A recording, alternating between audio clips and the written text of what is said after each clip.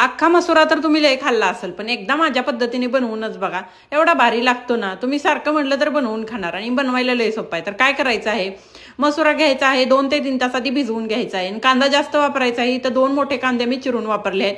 नंतर बारीक चिरलेला टोमॅटो घ्यायचा, आलं लसूण याची पेस्ट करून घ्यायची आहे. नंतर एका पॅनमध्ये तेल टाकलं, जिरे टाकली, कढीपत्ता टाकून घेतला, कांदा टाकला, कांदा छान असा फ्राय करून घ्यायचा. थोडासा ह्याच्यात खाण्याचा सोडा टाकायचा आहे, मीठ टाकून घ्यायचं आणि छान असं मिक्स करून घ्यायचं. कांदा पूर्ण असा भाजला जातो आणि ना त्याच्यात नंतर केलेली पेस्ट आणि मसाले टाकून घ्यायच्यात. इथं लाल मिरची पावडर आणि घरगुती मसाला एवढं टाकलं आहे मी याच्यात आणि छान मिक्स करून घेतलं. तेल सुटेपर्यंत छान भाजून घ्यायचं. कोथिंबीर टाकली, परत एकदा मिक्स करून घेतलं आणि ह्याच्यात भिजवलेला मसुरा टाकून घ्यायचा आणि ह्याच्यात गरम पाणी टाकून ना असं झाकून ठेवायचं 5 ते 10 मिनिट. मसुरा छान असा शिजला की परत ना मिक्स करून घ्यायचं आणि ह्याच्यात नंतर गरम पाणी आपल्याला टाकायचं आहे. शिजला आहे का ते पण चेक करून घ्यायचं.